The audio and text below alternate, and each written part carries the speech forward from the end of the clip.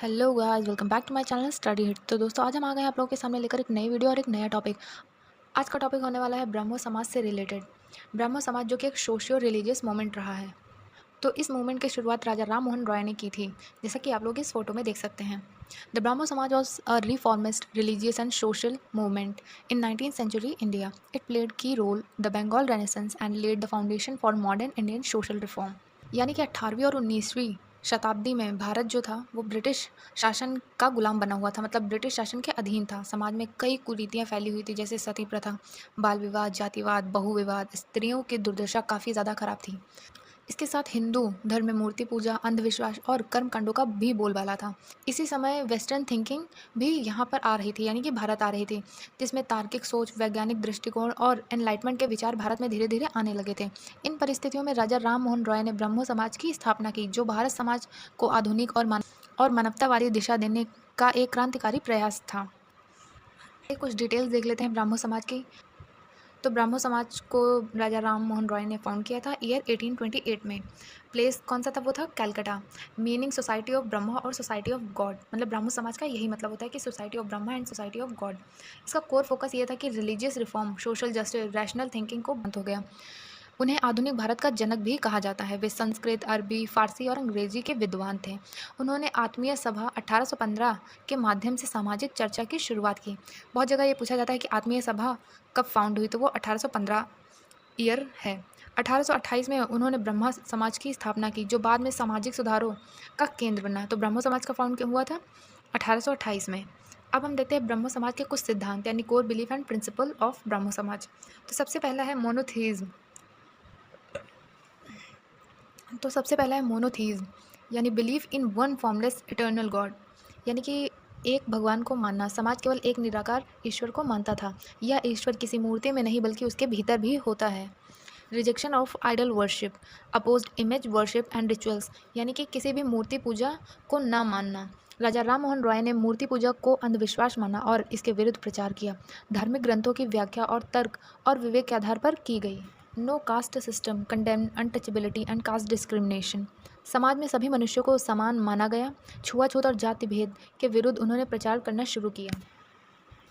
Equality and reason, promoted rationalism, freedom of thought and equality. Brahmo Samaj ने सभी धर्मों में निहित अच्छे सिद्धांतों को स्वीकार किया।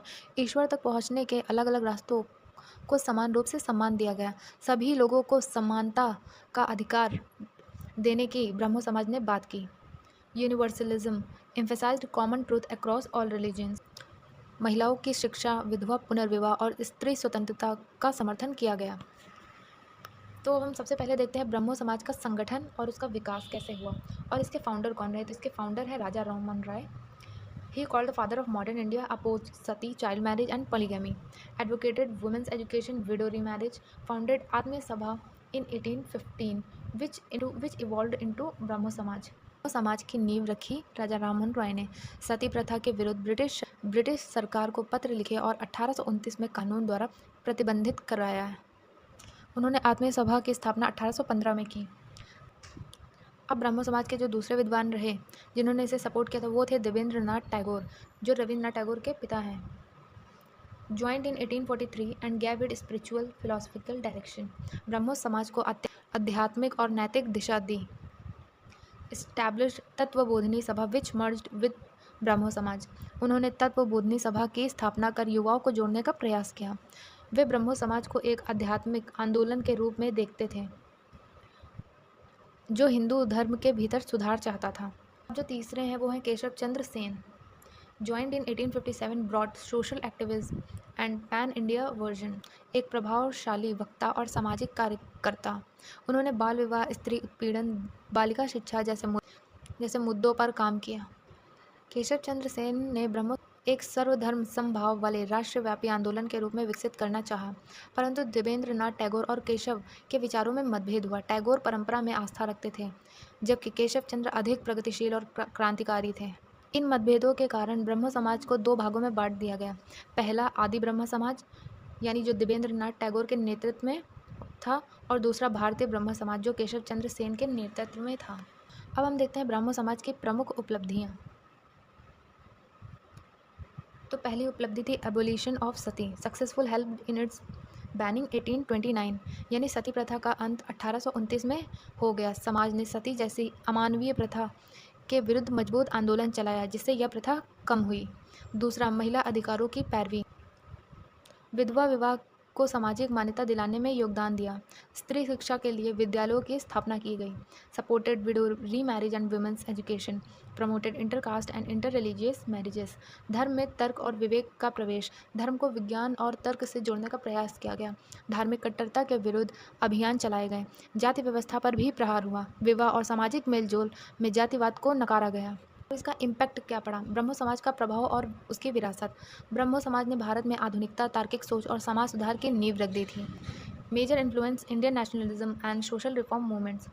Inspired later reformers like Ishwar Chandra Vidyasagar, Swami Vivekananda and Mahatma Gandhi.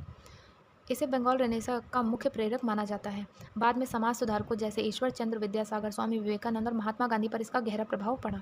आधुनिक भारतीय राष्ट्रवाद की वैचारिक पृष्ठभूमि को तैयार किया गया। इसने modern education, rationalism and scientific thinking की ग्रोथ को बढ़ाया। Helped bridge western liberalism and Indian spirituality. So Brahmo Samaj was not just a religious reform movement, it was a visionary social culture revolution that challenged the root of injustice and inspired India's march toward modernity. By promoting reason, equality and human dignity, it became a cornerstone of modern Indian reformist thought. यानी ब्रह्मा समाज न केवल एक धार्मिक सुधार आंदोलन था, बल्कि यह भारत में सामाजिक जागरूकता और नैतिक पुनर्जागरण का अग्रदूत भी बना। इसने भारतीय समाज को अंधविश्वास, रूढ़िवाद और असमानता से बाहर निकालने का प्रयास किया और आधुनिक भारत के निर्माण की नींव भी रखी। तो ये था ब्राह्मो समाज के बारे में, राजा राम मोहन रॉय के बारे में। अगर आप लोगों को ये वीडियो पसंद आई हो तो वीडियो को लाइक करिएगा और चैनल को सब्सक्राइब करना मत भूलिएगा। Thank you.